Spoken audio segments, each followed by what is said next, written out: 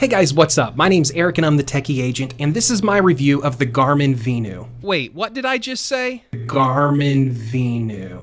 Yeah, it's actually not called the Garmin Venu, it's the Garmin Venu, which, I don't know. I grew up in Chile, South America, so forgive me for the rest of this review as I pronounce it wrong.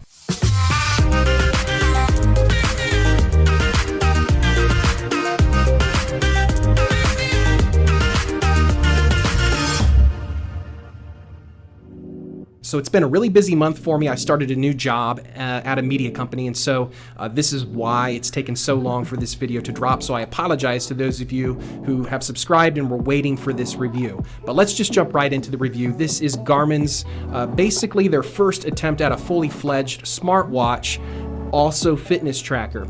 And right at the get-go, I just want to kind of put it out there that the Garmin Venu is not really any different than the Garmin Vivoactive 4, the other, kind of hybrid smartwatch that Garmin has just launched here in the last couple of months. Really, the only difference that I can tell is the screen. We've got a color OLED touch screen on the Garmin Venu, whereas we have kind of that, color screen, but it's that always on display on the Vivoactive 4, and it's a dimmer display, a low energy display that just, lasts a little bit longer in terms of battery life, but doesn't have quite the pop and that smartwatch look and appeal as the Garmin Venu. So the Garmin Vivoactive 4 retails at $350. For $50 more, you can get basically the exact same experience, but get the Garmin Venu, and it retails for $399. Now, in terms of onboard sensors, heart rate sensor, GPS, accelerometer, all of that, there's literally no difference between the Vivoactive 4 and the Garmin Venu. They are identical in terms of onboard sensors. Again, as far as I can tell, the only difference between these two watches is the screen. There is some slight user interface differences, but nothing to write home about. They're basically the identical experience. They even use the same charger and the same charging port that Garmin has used now for about, 5-6 years. But the battery life is a little bit different. The Garmin Venu is going to have about 4 or 5 days worth of battery life because of that display that consumes a little bit more battery life. And then you have the always-on low energy display on the Vivoactive Series 4 that's going to get you considerably better battery life. You're looking at anywhere from like 7 to maybe even 10 days worth of battery life, depending on how often you're working out and turning on the sensors and GPS and things like that.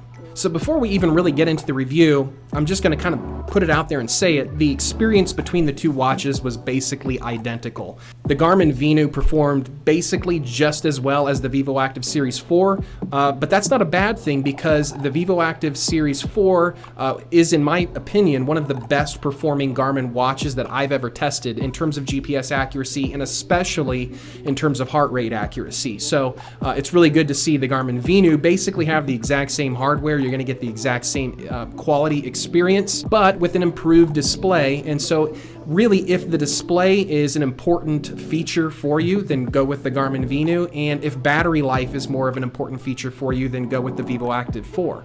I'm going to put some Amazon purchase links in the description below in case you're interested in purchasing either one of these products. If you click on that link, it does give me just a little bit of a commission. It doesn't increase your price at all. You pay the same, but it certainly goes a long way to helping out this channel. So make sure to check those links in the description below. Okay, enough of all of that. Let's go ahead and dive right into the review and show you guys how this watch performed as we put it through a wide variety of tests.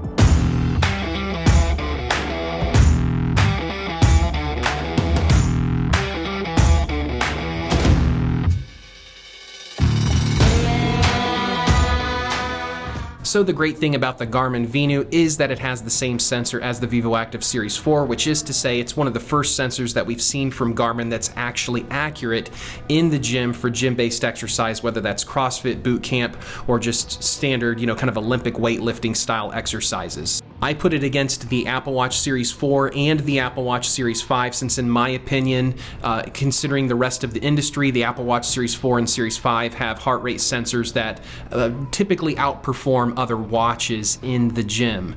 Maybe not in other contexts, but specifically in the gym. And what I found was that the Venu, similar to the Vivoactive Series 4, performed really well. So it was keeping step with the Apple Watch in terms of the heart rate reading that was coming back and how quickly it acquired the accurate heart rate reading. So after a set, instead of having to wait 30 seconds for the watch to catch up to my actual heart rate, I would be getting readings within seconds.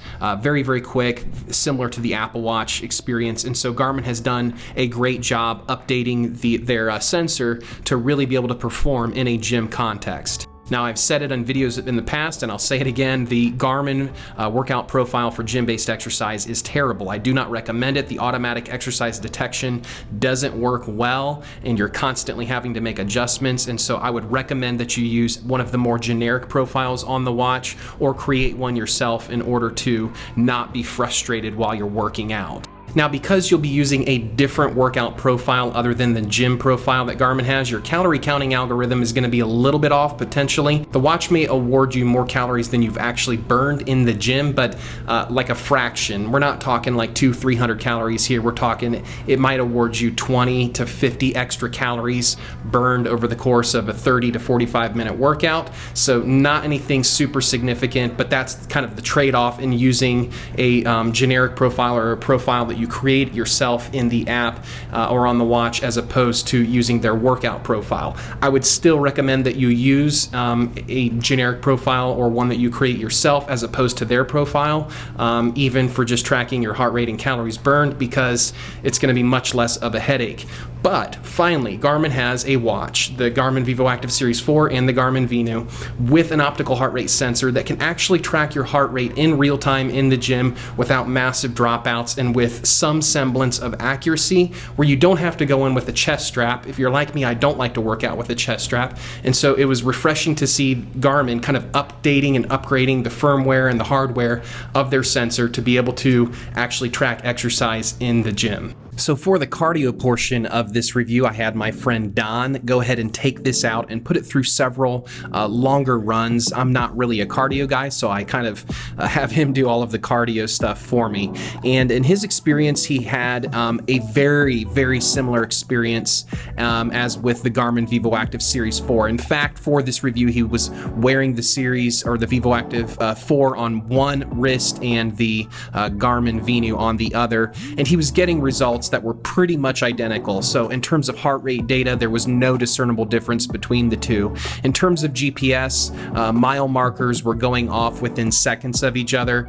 The greatest difference that he reported that he saw was a 10-second difference between mile marker notifications, and that's not super significant. Now, if you're a professional runner, that might be a little bit of an issue, and you may want to upgrade towards a more robust device from Garmin, like one of their Forerunner watches. But for the average person, a 2, 3, 4 second variance in your miles is not going to be a huge deal breaker. And so again, we were getting results back in terms of GPS accuracy and heart rate data that were right on par with the Vivoactive Series 4, which is no surprise because it has the identical hardware internals, the only difference being the screen.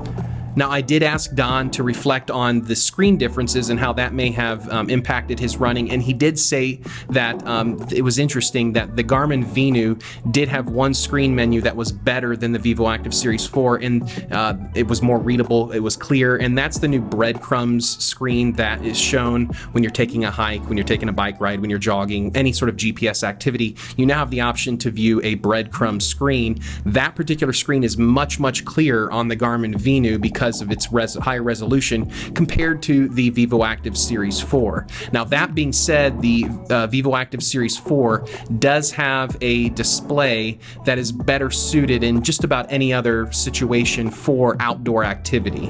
So, for example, the Garmin Venu has a raise to wake gesture on the screen versus the Garmin Vivoactive 4, which has an always-on display, which is going to be advantageous for activities. Additionally, the Vivoactive Series 4 screen is a kind of profile that's less reflective with direct sunlight, so you're always going to be able to view the screen clearly, compared to the Garmin Venu, where in certain sunlight situations you may get a reflection and it might be a little bit harder to see the screen. But in every other regard, really you're going to get the exact same experience from both watches, whether it's the Venu or the Vivoactive Series 4, you're going to get the same experience. Now let's go ahead and talk about my experience swimming with this watch. I didn't spend a lot of time swimming with it because, again, we're getting the exact same experience as the Vivoactive Series 4, and that's exactly what I experienced, the exact same thing as the Vivoactive Series 4. And that's a good thing, again, because in my opinion, Garmin has best-in-class swim tracking, where you're going to get SWOLF scores, you're going to get